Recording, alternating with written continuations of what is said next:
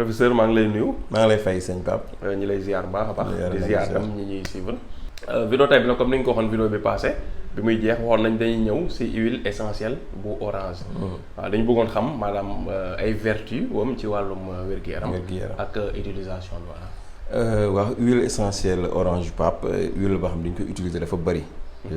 en général sax moom mi ngi jógee ci xott yi nga xamante ni boo xoolee orange bi. ba pare xott yooyu. xollit bi waaw xollit boobu fa la ñuy moom lañ koy defaree en général. léegi huile essentielle boobu nag dafa bëri njëriñ. bëri na njëriñ ci wàllu cosmétique. mais bëri na njëriñ ci wàllu confiserie alimentation surtout. bëri na ci parce que dañ koy def ci biscuit yi. ci biscuit yi. waaw dañ ko ciy def ci gâteau yooyu yu demee noonu. dañ ko ciy utiliser. dañ koy utiliser ci wàllu boisson. am na ñoo xam ne dañ defar boisson dañ ko ciy boole.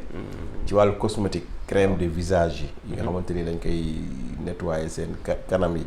ak yooyu dañ ko ciy def. ci wàllu sirop. mooy sirop yi ñuy naan. aussi dañ ko ciy def. ci wàllu am na ñoo xam ne ba ci mayonnaise bi ñuy lekk mayonnaise nga xam ne moom lañ ko lekk dañ ko ciy def. am na ci yoo xam ne ci wàllu shampoing yi ñuy nettoyer karaw raxasee bopp. dañ ko ciy def. ñi nga xamante ni tamit yenn pommade yi nga xamante ni pour day dindi karaas ak yu demee noonu. dañ ko ciy liggéey. kon da nga gis ni bëri na njëriñ. xam naa bu ñëwaatee ci côté économie bi. waaw dinañ gën a développer côté boobu. mais pour wan la njëriñ rek mais ci côté santé. baax na ci hypertension artérielle. mooy tension boo xamante ni day yéeg. mais aussi antioxydant la antioxydant bu ñu ko waxee mooy loo xamante ni mën na lutter contre ay feebar yu mel ni cancer ak yu demee noonu. donc nit ki bu koy jël mën na am genre feebar yooyu duñ ko yab. wala même ñi amee cancer ba tey mën nañ koy utiliser. mais tamit dafa nekk domaine boo xamante ni. day faciliter li ñuy wax la circulation sanguine. maanaam deret yi nu muy dawee ci biir yaram. daf koy yombal. te gis nañ ni deret ju ñàkk daw day indi feebar yu bëree bari. ba ci AVC wa kii yu demee noonu waxoon nañ ko fi. donc kon baax na pour muy dawal yaram deret ji. deret ji di mën di circuler normal. ci ay li ñuy wax les jambes lourdes mooy tànk yu diis. waaw nga xam seen tànk yi day diis gann wala mu mel ni luy néew yi. bu ñu amee huile essentielle citron. orange. moom it baax na ci ñoom. ñi nga xamante ni Pape dañuy stressé. beaucoup buñ koy utiliser ñoom it baax na ci ñoom. di stressé mën nañu wut huile essentielle orange. ñi nga xamante ni dañuy nekk di wàllu constipation. waaw ñoom it buñ ko amee mën nañ koy utiliser. ci waaw. donc moom it mën nañ koy utiliser. ñi nga xamante ni tamit ci wàllu ballonnement. ballonnement wala biir boo xam day jooy. ak yu demee noonu mën nañu utiliser orange bi.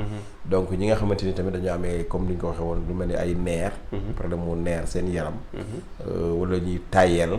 yaram bi di diis noonu. nga xamante ni dañuy faral di kii nu mu tuddati. du mel ni lu dul sawar. waaw bu ñu amee huile essentielle bi tamit baax na si ñoom. ñi nga xam ni parfois dañu amee ay migraine. bopp yi metti di leen faral di daanee rek yu demee noonu. huile essentielle bu orange bi baax na si ñoom. donc da ngay gis ni huile essentielle moom yooyu yëpp. mën na ci waaw. baax na ci mën na ko faj. d'accord loolu kon am na njëriñ trop de. trop sax te moom jafewul yaakaar naa. jafewul waaw voilà. xëy na am na benn mbokkam mu ñu naan fleur d'orange comme wax nga ko sànq. waaw fleur d'orange moom ci côté defar lekk yeeg yooyu. lekk yeeg ay gâteau yooyu lañ koy gën a utiliser voilà.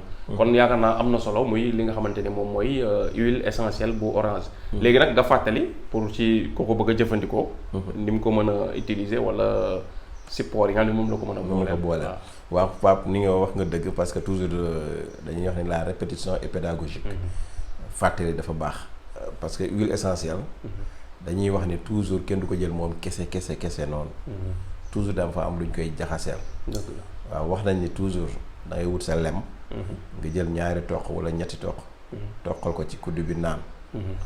wala nga jël sa suukar bekk suukar bu la neexee toqal ko ci kaw bekk suukar bi naan ko. wala nga jël sa kaasu fonde wala sa kaasu yaa xam loo ko ci mën a def. wala nga jël sa digg kaasu ndox. kaasu ataaya. nga toqal ko ci kaas bi noonu yëngal naan. c'est-à-dire toujours dañ koy diluer dañ koy jaxase ak leneen. su fekkee da nga ko war a maase wu da nga ko jaxase ak beneen huile végétale. exemple nga jël huile d'olive nga jaxase ko ci maase ko frotté ko mais kenn du ko utiliser moom kese. parfois tamit dañuy wax ne xale yu ndaw yi aussi ñu bañ leen koy jox. ñu bañ koy utiliser. jigéen ñi nga xam dañoo nekk en état aussi. peut-être grossesse nga xam dañoo ëmb. exemple li ñuy wax jigéen bi gis mbaax. ñu moom it ñu bañ ko di utiliser huile essentielle. donc en général daal yooyu mooy liñ ci mën a recommander en général. d'accord jigéenu wérul moom wérul. waaw wérul waaw lépp luñ fi wax concerné wul jigéenu wérul. jigéenu wérul waaw. jigéenu wérul moom na dem hôpital. na dem hôpital ñu koy xool ñoom ñoo ko mën a jox garab. voilà jigéenu wérul ak am màggat. waaw toujours dañuy dem hôpital ñu xool ba pare. ñu xool ba pare waaw. parce que ak xale bu ndaw. ñooy xaw a bokk. ñooy xaw a bokk voilà mag moom màggat xale bu ndaw ak jigéenu wérul. seeni yaram daa sensible. dafa sensible moom ëpp. waaw moo tax ñoom toujours seen mbir nañ koy bàyyi hôpital. dañ ko bàyyi hôpital waaw. moo gën a wóor. voilà kon professeur ñu ngi lay remercier. merci jërëjëf di jox rendez-vous ñi ñuy suivre vidéo bii di ñëw nga xam ni ñu xool opportunité bu amee de business. toujours vidéo dañ koy tëjee loolu tam da ci am solo. effectivement parce que liggéey ci jaamu yàlla la bokk. te ci wér-gu-yaram tamit léegi ku ne xam na ni boo feebaree garab yi ordonnance yi il faut nga yor tuuti as koom-koom tuuti pour mën ko di jënd. kon nit ki pour muy ba pare liggéey tamit dafay bokk ci liy wéral doomu aadama. doomu aadama effectivement moo tax activité économique. boo xoolee ci santé dafa lëkkaloo santé voilà parce que ki toog sédentarisme yàgg nga ko wax deful dara feebar yi moom lay gën a yëpp ki am mi ngi kurti am ci lu muy nekk. effectivement waaw te loolu liggéey la mooy business. kon nag vidéo bi di ñëw ci loolu la ñuy ñëw ci wàllum Orange. ban yan xalaat moo ci am yu ci nit mën a business wala créer ci entreprise wala entreprise bu boppam. incha allah d'accord jërëjëf merci.